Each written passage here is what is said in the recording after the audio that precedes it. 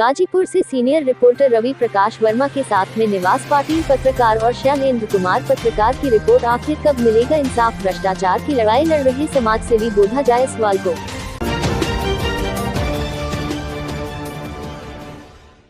समाज सेवी का अनशन अब भी जारी। देवादुल्लापुर के मूल निवासी बोधा जायसवाल का अनशन अभी भी जारी है। बोधा जायसवाल ने कहा है कि जब तक इंसाफ नहीं मिलता तब तक वह यहां से नहीं हटेंगे। भ्रष्टाचार के तमाम बिंदुओं की जांच और उसकी रिपोर्ट के लिए लगातार अनशन पर बैठे हैं समाज सेवी बोधा जायसवाल।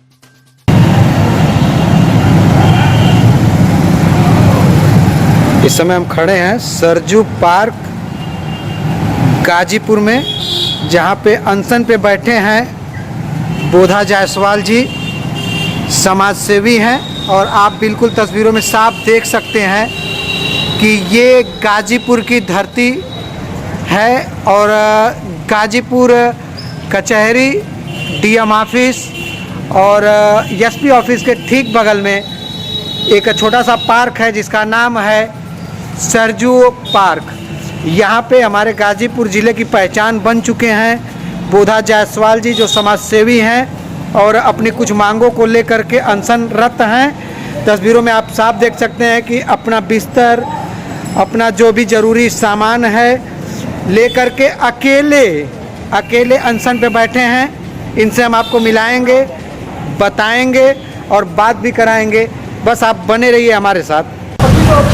नमस्कार दोस्तों, मैं अल्पायु एक्सप्रेस से आरपी वर्मा सीनियर रिपोर्टर और कैमरे के पीछे हैं हमारे सहयोगी रिपोर्टर शैलेंद्र जी और हमारे साथ हमारी टीम में इस समय मौजूद है निवास पाटिल जी। और हमारी टीम इस समय आपको लेकर के आ गई है उत्तर प्रदेश के इस समय बहुत ही चर्चित ज़िले गाजीपुर में, जहां पे एक समाज सेवी ने इस अपने स्वार्थ के लिए न हट करके, अपने लिए न करके, अपने समाज के लिए भ्रष्ट अधिकारियों के खिलाफ आमरण अनशन पे बैठे हुए हैं। अगर बात की जाए उस समाज सेवी की तो उनका नाम है बोधा जायसवाल जी, जो जखनिया ब्लॉक के देवादुल्लापुर गांव के मूल निवासी हैं और ग्राम प्रधान के खिलाफ जो उन्होंने घोटाला किया है उस घोटाले का पर्दाफाश करने के लिए तमाम लड़ाइयाँ लड़ी हैं। 2 बार मार्च 2017 से लड़ाई शुरू किया इन्होंने। सितंबर 2018 में आमरण अनशन किया, सितंबर 2019 में आमरण अनशन किया, 15 अगस्त 2020 को आत्मदाह करने की भी कोशिश की। उसके बाद फिर 3 दिसंबर से इन्होंने आमरण अनशन पुनः स्टार्ट किया है। यह आमरण अनशन बार बार क्यों कर रहे हैं? आत्मदाह की कोशिश इन्होंने क्यों किया? आखिर क्या चाहते हैं? भ्रष्टाचार के खिलाफ क्या चाहते हैं? यहाँ के अधिकारियों से क्या चाहते हैं? आला अधिकारी से क्या चाहते हैं? और हमारे देश की शासन व्यवस्था से क्या चाहते हैं? ये सब जानने के लिए हम आपको लेकर के आ गए हैं उस स्थान पे जहाँ पे हमारे बोधा जायसवाल जी आमरण अनशन कर रहे हैं। तो आपको मिलाते हैं। सबसे पहले नमस्कार बोधा जी। नमस्कार। यहाँ पे आमरण अनशन हो रहा है, ये लगभग आपका तीसरा आमरण अनशन है और एक बार आपने आत्मदाह की भी कोशिश की है। तो क्या हमारे दर्शकों को आप बताएंगे कि ऐसी क्या व्यवस्था हुई है जिसकी वजह से आपको भ्रष्टाचार एवं भ्रष्ट अधिकारियों के खिलाफ आमरण अनशन करना पड़ रहा है?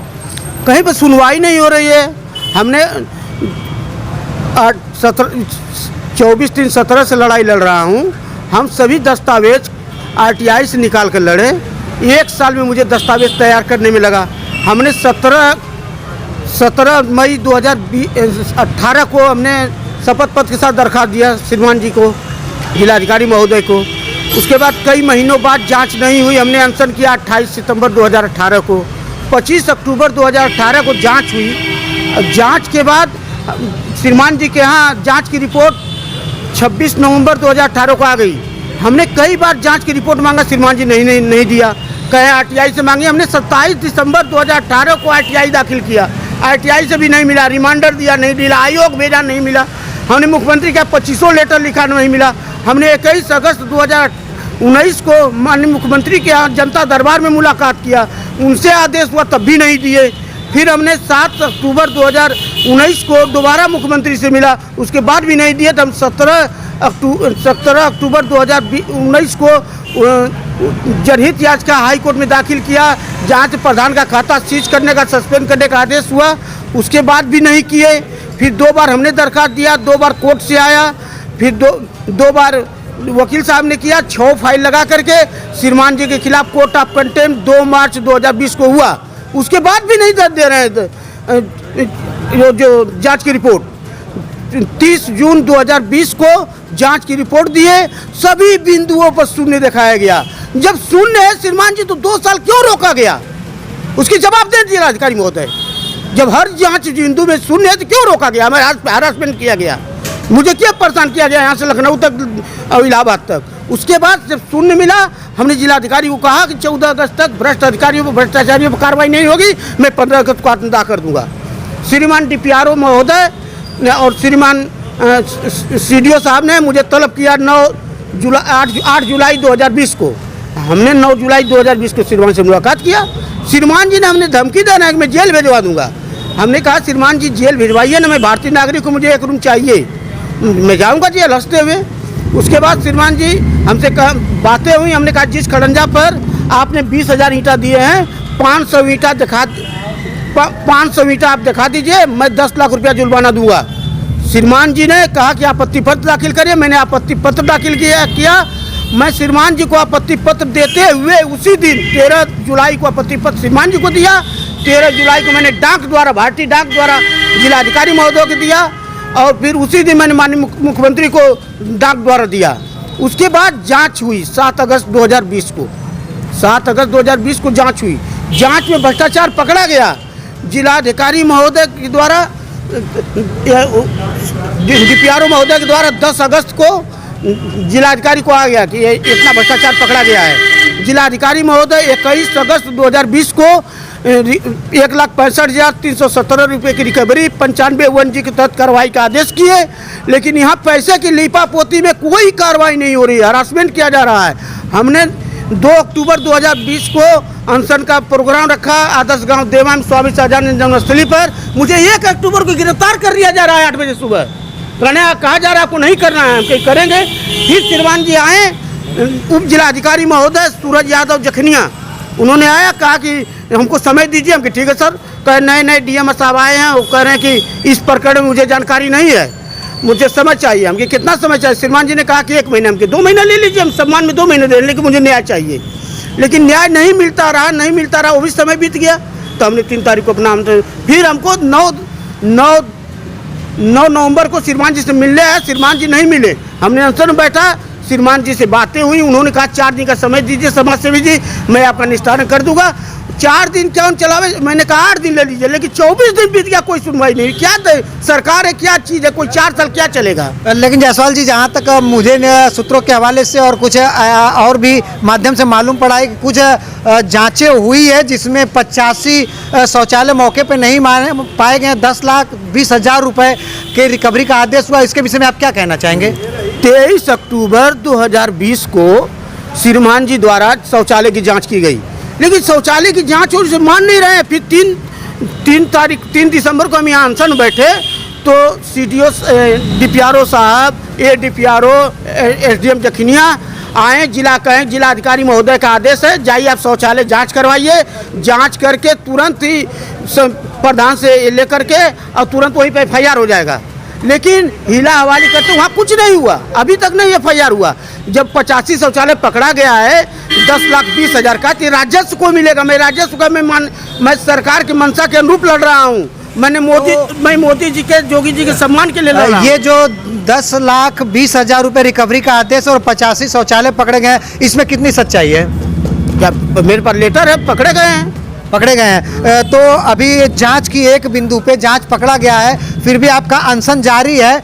क्या अभी और भी कुछ है जिसकी मांग आपकी जिंदा है? हाँ, अभी तो एक बिंदु की जांच हुई है श्रीमान जी, अभी तो हर बिंदु बाकी है, बहुत बाकी है। माननीय मोदी जी ने गरीबों को सम्मान के लिए फ्री का सिलेंडर दिया, उन्होंने 1700 रुपया लिया। माननीय मुख्यमंत्री जी ने फ्री का राशन कार्ड 500 रुपया लिए, गरीबों को एकदम चूस लिया गया है। गरीबों को पट्टा न करके अपात्रों को पट्टा किया गया है। वहीं पर विद्यालय है, संतबुला विद्यालय उनको 3.25 बीघा पट्टा किया गया, ना गांव के निवासी है ना गांव में विद्यालय है। यदि एक बिस्सा गरीबों को मिलेगा तो 62 लोग पाएंगे। मुझको कुछ नहीं चाहिए, मुझको 1 रुपया नहीं चाहिए। यानी देखा जाए तो आपकी पूरी की पूरी लड़ाई अपने ग्राम प्रधान के खिलाफ, जो करप्शन किया जा रहा है उसके खिलाफ है।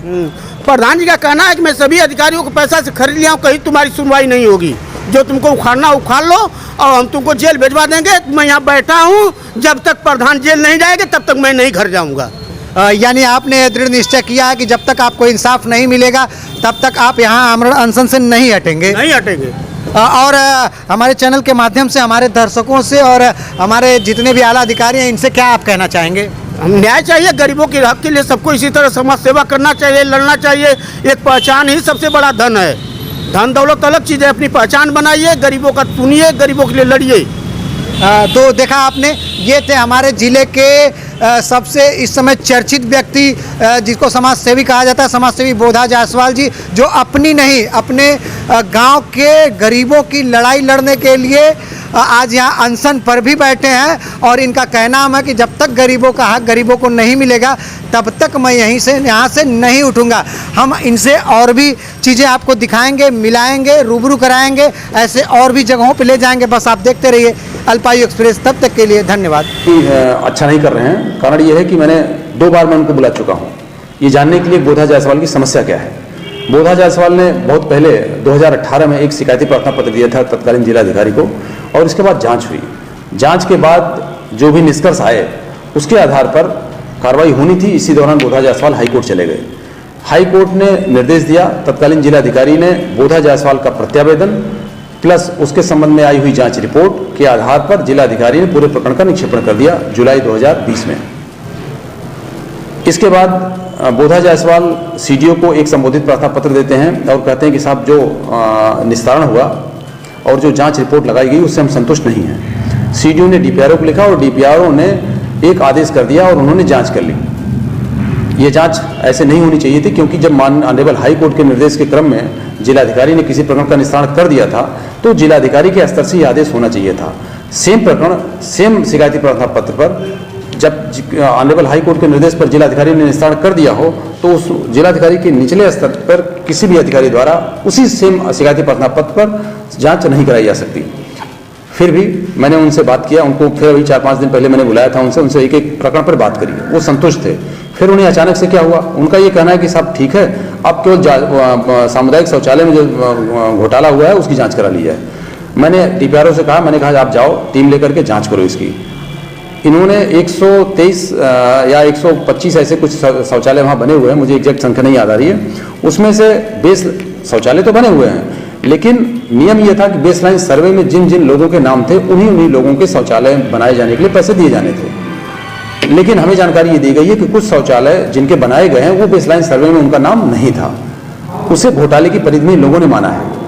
मैंने बोधा जायसवाल से कहा था कि इसमें हफ्ता 10 दिन लगेगा, इसमें कार्रवाई करके हम आपको बताते हैं, बट बोधा जायसवाल ने अवसर नहीं दिया और 3 दिन बाद पुनः आके बैठ गए।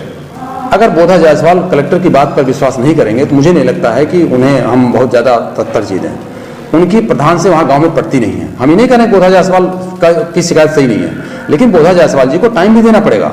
अगर 2018 से उनकी शिकायत चल रही थी और 2020 में तत्कालीन जिलाधिकारी ने निस्तारित कर दिया, उसके बाद मैंने आके उनको नियम समझाया। जो फोटो कॉपी वो चाह रहे थे मैंने सारी फोटो कॉपी दी। इवन उनके पास फोटो कॉपी लेने का नहीं था, उन्होंने मोबाइल से मेरे सामने फोटो खींचे। तो उन्हें विश्वास करना चाहिए। अगर वो विश्वास नहीं करेंगे तो फिर तो कोई निदान है ही नहीं। मत लीजिए, बाइट है ना, मत लीजिए, ऐसे ले लीजिएगा।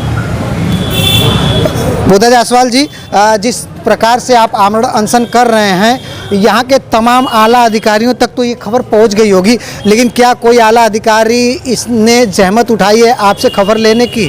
न किसी ने नहीं है, किसी ने खोज खबर नहीं लिया।